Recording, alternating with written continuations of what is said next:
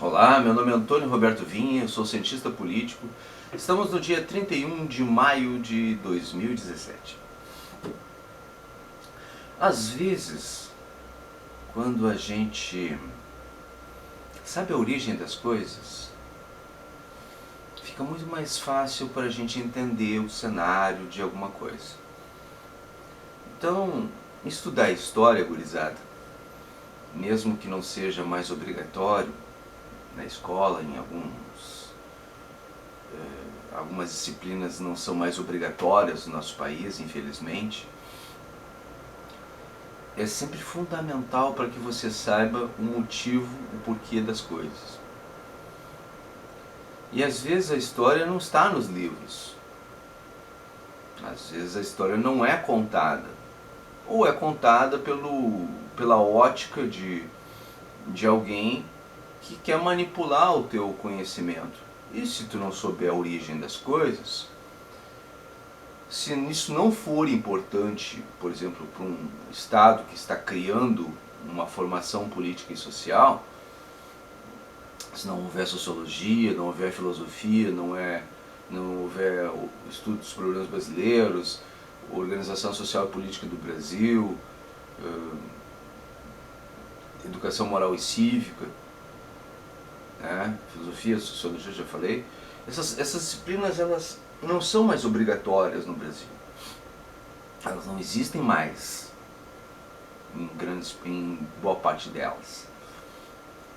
Essas disciplinas eu aprendi quando eu era guri, dentro do regime militar. Dentro do regime militar eu aprendi essas disciplinas. Por isso eu tenho a consciência. Depois, ainda com a faculdade de Ciências Políticas, na primeira turma de bacharelado em Ciências Políticas do Brasil, eu posso me considerar um homem privilegiado, porque eu tive acesso ao conhecimento. E no que a gente tem o conhecimento, a gente tem a capacidade de mudar as coisas. Informação é poder, sempre foi, sempre será. Então, para vocês, uma breve noção do porquê o PMDB é o PMDB. E se vocês tiverem essa informação, talvez vocês entendam por que existem tantos PMDBistas diferentes uns dos outros. Quando entrou o regime militar, foi formado dois partidos, a Arena e o MDB, Movimento Democrático Brasileiro. A Arena era a Aliança Nacional Renovadora, ou Renovadora Nacional.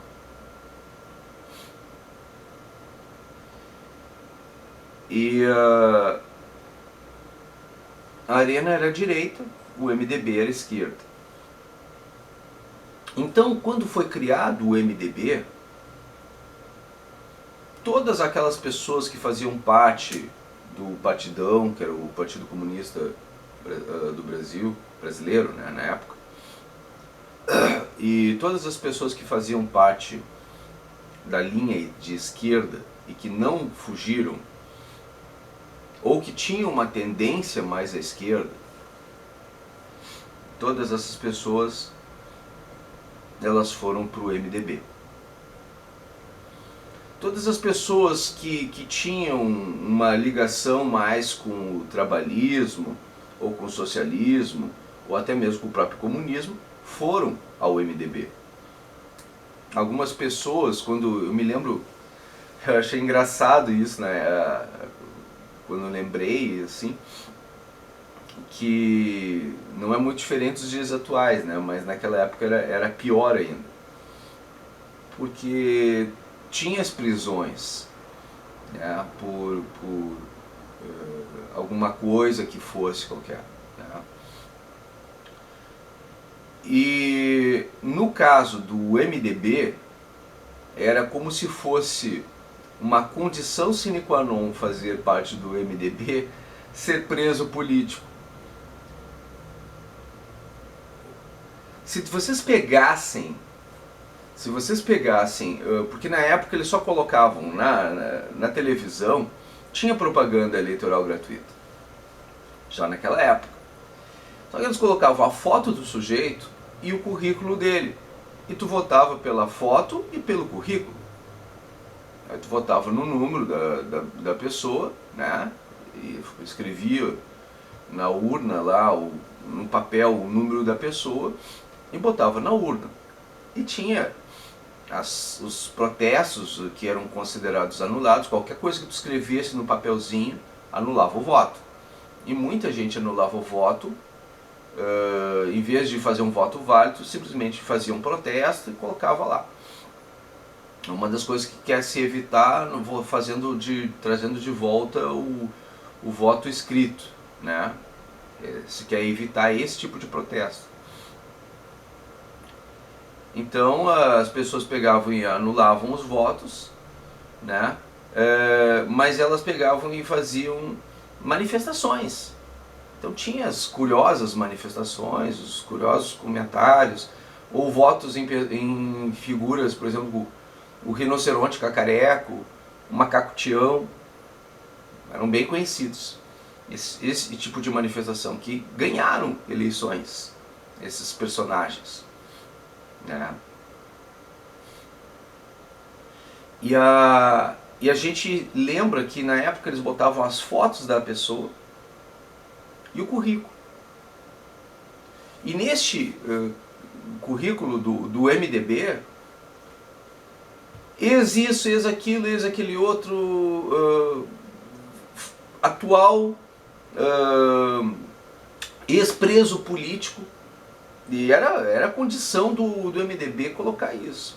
Praticamente quase todos os candidatos que concorriam no PMDB, na época MDB apenas, eram presos, ex-presos.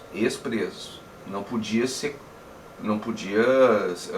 tá preso no momento, tinha que ser livre, tinha que estar solto. Mas eram uma boa parte deles, os principais, aqueles que almejavam, chegavam às principais posições, eles em geral tinham no currículo deles essa situação de ter passado por alguma prisão, qualquer que fosse, exatamente para mostrar que tinham tido atividade revolucionária. E aí, atual candidato a vereador, a prefeito, a governador e até mesmo a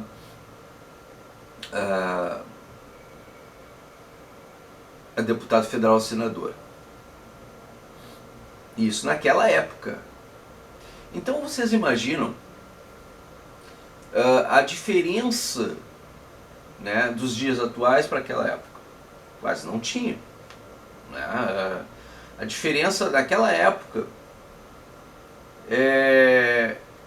porque existe hoje a possibilidade de você, daqui a pouco, nas próximas eleições, votar em pessoas que vão dizer que foram presas políticas dentro do regime democrático. Que elas vão alegar que foram prisões ideológicas e que houve golpe no PT, por exemplo. Ou que estão sendo revolucionárias porque estão indo votar ou fazer campanha contra as ações de um governo golpista. Então o discurso vai ser esse. O discurso vai ser igual a este. Essa é a linha. O que nós estamos vendo hoje é uma reprise daqueles que viveram o regime militar e lembram disso que eu estou falando. Sabe que eu estou falando a verdade. Tem consciência disso.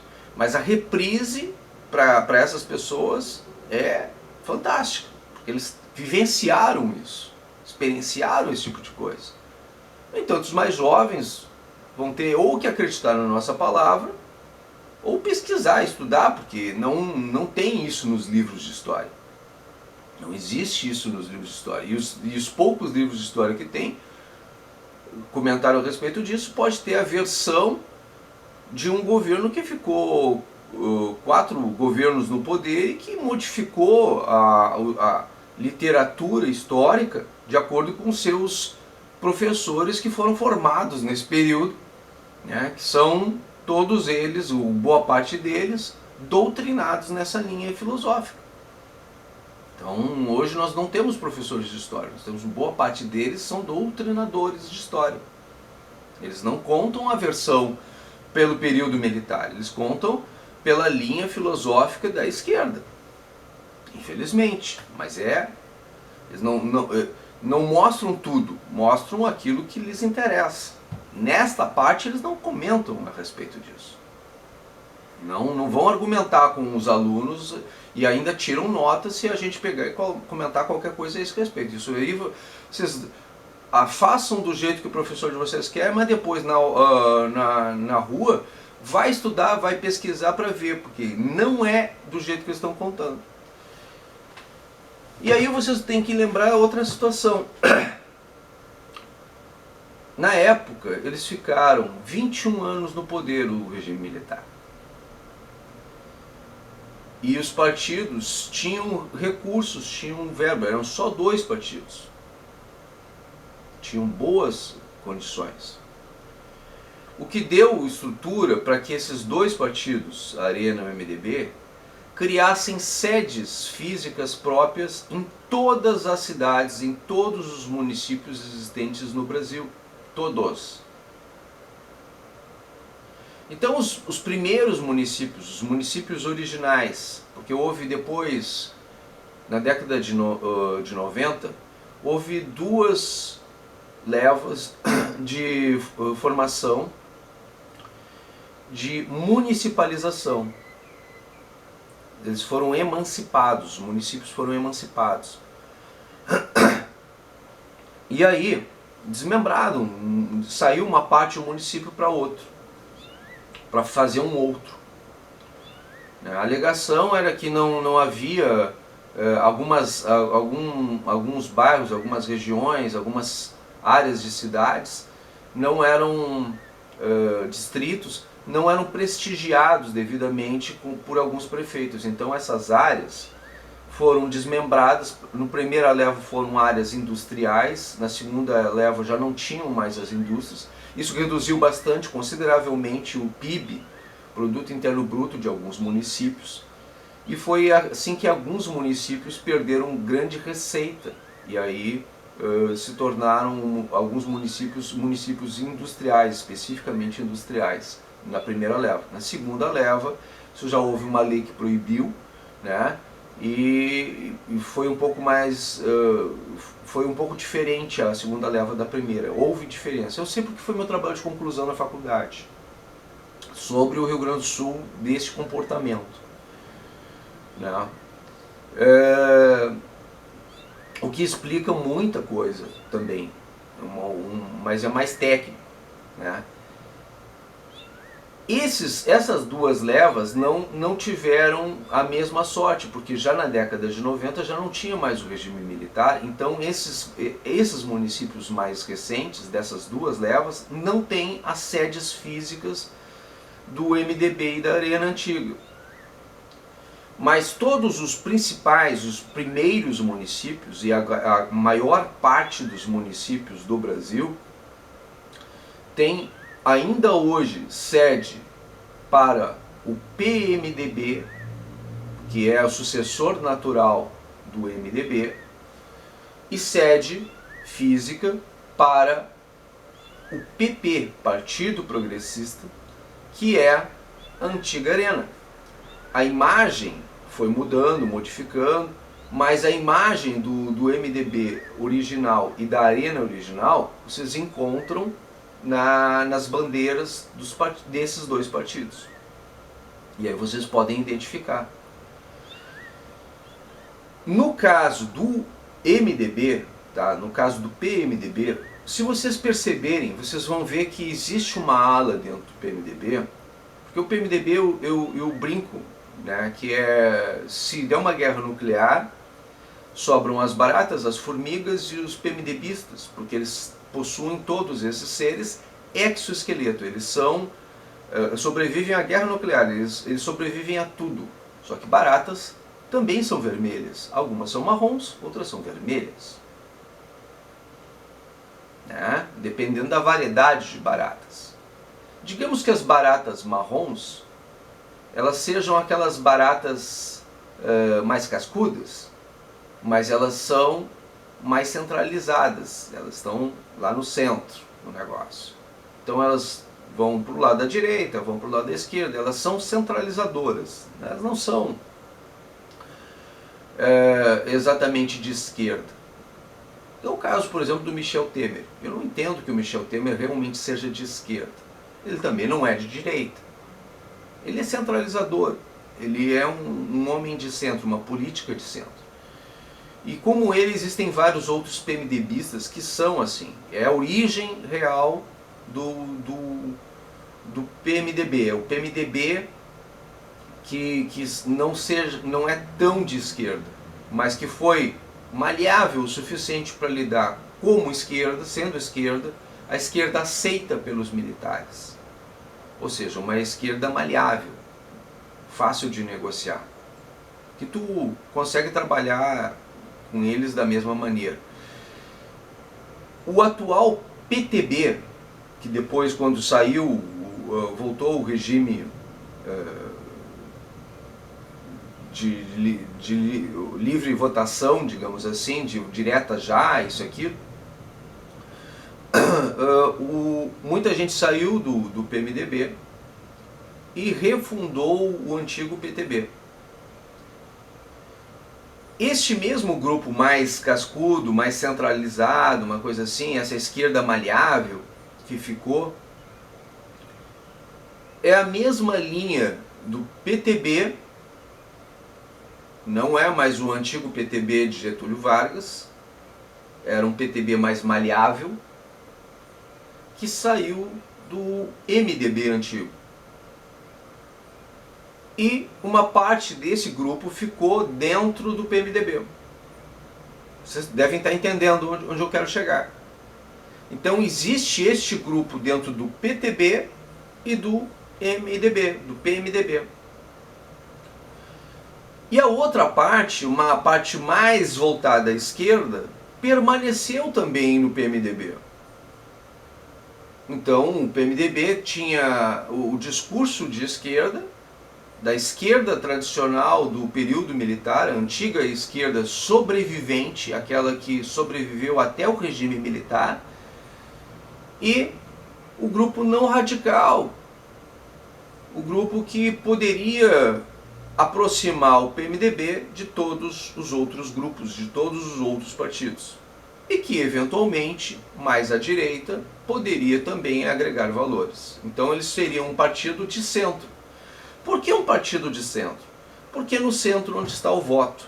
E como ele era o maior partido do Brasil, e maior e mais estruturado de todos, ele acabou se tornando o partido com o maior número de prefeituras, o maior número de governos de estado e, consecutivamente, o partido PMDB e PTB, dificilmente você vai encontrar algum governo brasileiro sem um dos dois ou sem os dois.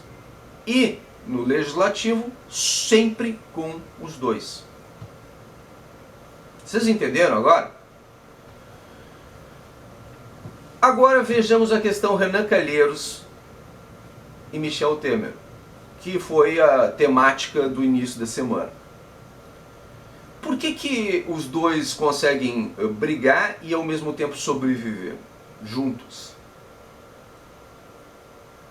O Renan Calheiros representa aquela facção, aquele grupo mais voltado à esquerda. E o Michel Temer, aquele grupo mais voltado ao centro. Nenhum deles é direita. Mas o Michel Temer, hoje, para o Brasil, ele se torna um mal necessário. Ele pode chegar até o final do seu mandato. E se continuar nesse ritmo atual, é possível até que chegue mesmo. Porque ele está realmente casca grossa, é uma barata marrom. Agora Renan Calheiros, gente, vocês percebem de cara que, além dele ter uma casca vermelha, tem uma estrelinha em cima. Tá mais do que na cara. Né? Ele representa realmente a ala mais esquerda do PMDB. Então vocês têm que ver quem apoia quem dentro do PMDB, e aí vocês conseguem perceber as diferenças do PMDB dentro do PMDB. Porque é difícil para quem olha de fora e quem não conhece a história, saber como cada um se comporta e por que se comporta daquele jeito. Eles têm ideologias próprias internas, eles têm grupos internos. E esses grupos, essas facções internas, elas têm origem, elas têm passado.